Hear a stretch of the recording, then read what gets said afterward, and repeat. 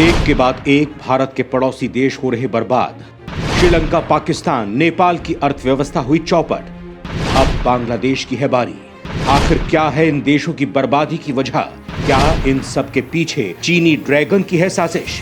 चीन क्यों कर रहा है भारत के पड़ोसी देशों को बर्बाद? दोस्तों, इन दिनों भारत के पड़ोसी देशों की हालत ठीक नहीं चल रही है। श्रीलंका के बर्बाद होने के बाद पाकिस्तान, नेपाल, मालदीव जैसे देश भी इसकी लाइन में खड़े हो गए हैं। वहीं अब इन सब में बांग्लादेश के नाम को भी जोड़ने की तैयारी की जा रही है। यहाँ सबसे हैरानी की बात यह है कि एक साल पहले बांग्लादेश की प्रति व्यक्ति आय भारत के प्रति व्यक्ति आय से भी ज्यादा थी, लेकिन अचानक से बांग्लादेश की अर्थव्यवस्था में इतनी उथल पुथल मची कि वो बर्बाद होने के कगार पर पहुंच चुका है।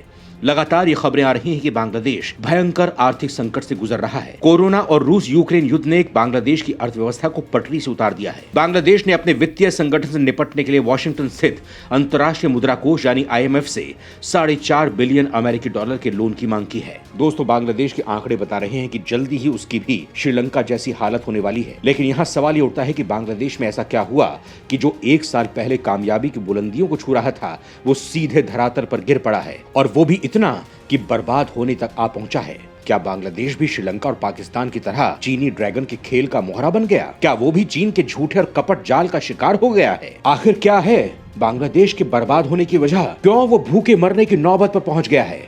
दोस्तों, ऐसे कई सवाल हैं जो बांग्लादेश की रिपोर्ट आने के बाद खड़े हो रहे हैं। इस वीडियो में मैं आपको इन्हीं सवालों के जवाब दूंगा। इन जवाबों को जानने के लिए आप वीडियो को अंत तक जरूर देखिएगा। कभी गरीब देशों में शामिल था बांग्लादेश, अपनी मेहनत से बदली देश की किस्मत।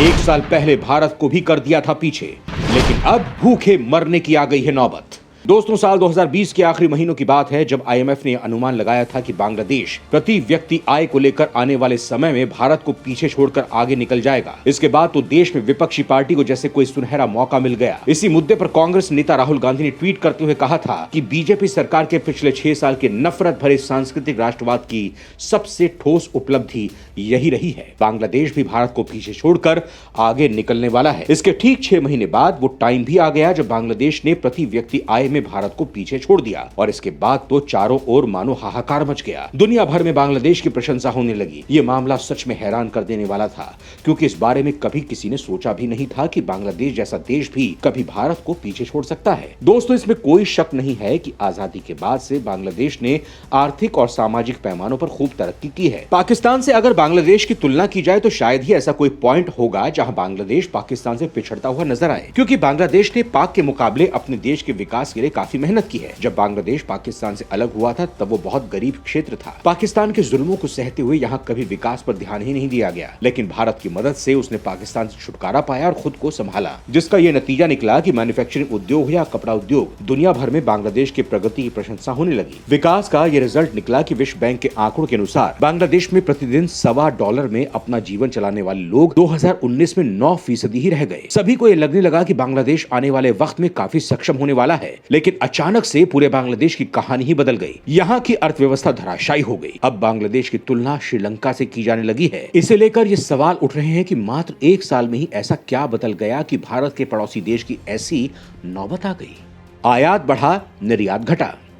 दोस्तों, देश के बर्बाद होने के पीछे इसे सबसे बड़ी वजह माना जा रहा है।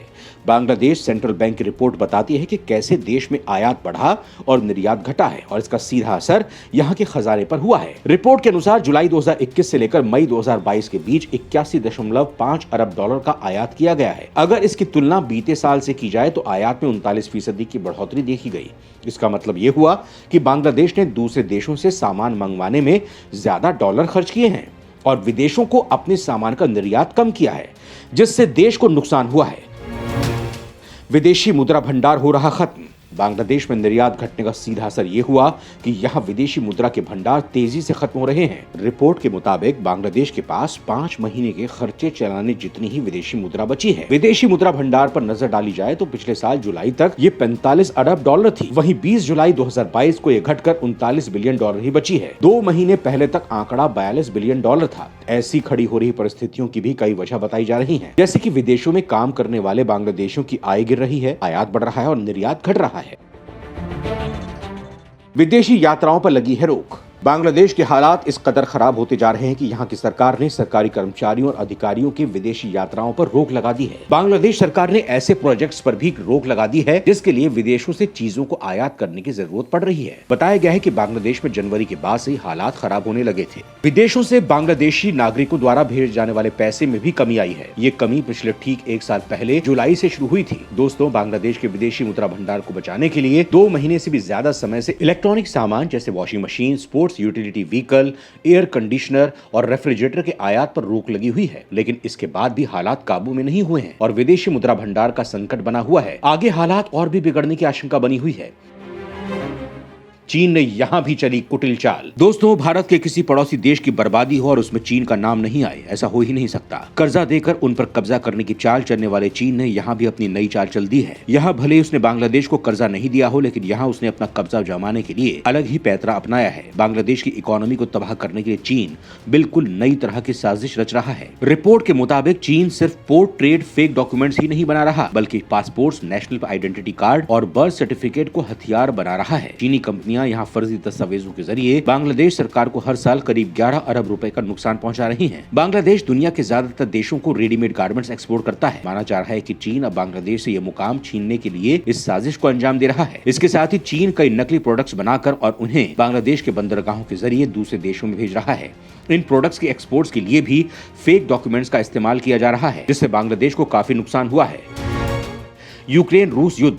दोस्तों, बांग्लादेश के ऐसे हालातों के पीछे यूक्रेन रूस के युद्ध को सबसे बड़ी वजह माना जा रहा है। इस जंग का असर दुनिया भर में तेल की कीमतों पर पड़ा है। उसके कारण दुनिया की सबसे बड़ी अर्थव्यवस्था कहे जाने वाले अमेरिका तक पर भी मंदी का खतरा मंडरा गया। ऐसे में बांग्लादेश उसके आगे कहां टिकता है, ये सभी जानते हैं। दोस्तों, बांग्लादेश अपने उद्योगों के कच्चे माल के लिए आयात पर आश्रित है। इसके बाद उपभोक्ता वस्तुओं का आयात भी सबसे ज्यादा होता है। बांग्लादेश के आयात चार्ट पर ईंधन तेल का स्थान 5वें नंबर पर है। ऐसे में तेल की कीमतों में बढ़ोतरी होने से उसे नुकसान हुआ है। तेल के आयात के घटने के लिए बांग्लादेश में डीजल से चलने वाले पावर प्लांट को बंद कर दिया गया है, जिसके कारण उसकी अर्थव्यवस्था पर भी काफी प्रभाव पड़ा है। दोस्तों, बांग्लादेश की कुल आबादी 16 करोड़ है और ये दुनिया की 41वीं सबसे बड़ी अर्थव्यवस्था है। कोविड-19 महामारी की मार से बांग्लादेश का निर्यात पूरी तरह से उबर चुका था।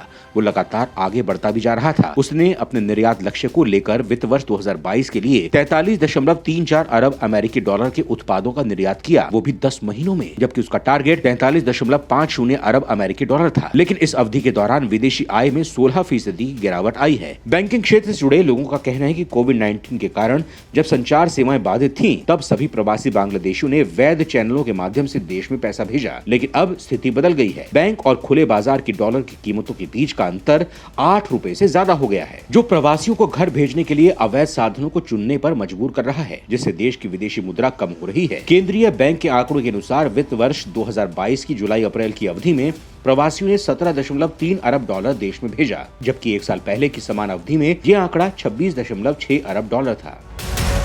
बांग्लादेश में बाकी है उम्मीद की किरण। दोस्तों, बांग्लादेश में विदेशी मुद्रा भंडार खत्म होने की कगार पर पहुंच चुका है, लेकिन इसके बाद भी बांग्लादेश अब भी उम्मीद की किरण की तरफ देख रहा है। बांग्लादेश में निर्यात से मिलने वाली आय में वृद्धि का सिलसिला जारी है। उसे घरेलू कपड़ा व्यापार, कृषि उत्पादों, चमड़े और चमड़े के उत्पादों के निर्यात से करीब 1 अरब अमेरिकी डॉलर की प्राप्ति हो चुकी है। वहीं जूट और जूट उत्पादों का निर्यात लगातार जारी है। बांग्लादेश अगर ये सुनिश्चित करता है कि निर्यात में किसी तरह का भ्रष्टाचार न हो, कोई अवैध तरीका न अपनाया जाए, तो निर्यात से होने वाले विदेशी आय में तेजी आएगी। इससे बांग्लादेश का विदेशी मुद्रा भंडार खत्म होने से बच जाएगा। भले ही आयात खर्च में वृद्धि जारी रहे, अपने देश की अर्थव्यवस्था को बचाने के लिए बांग्लादेश ने IMF से कर्जे की मांग की है।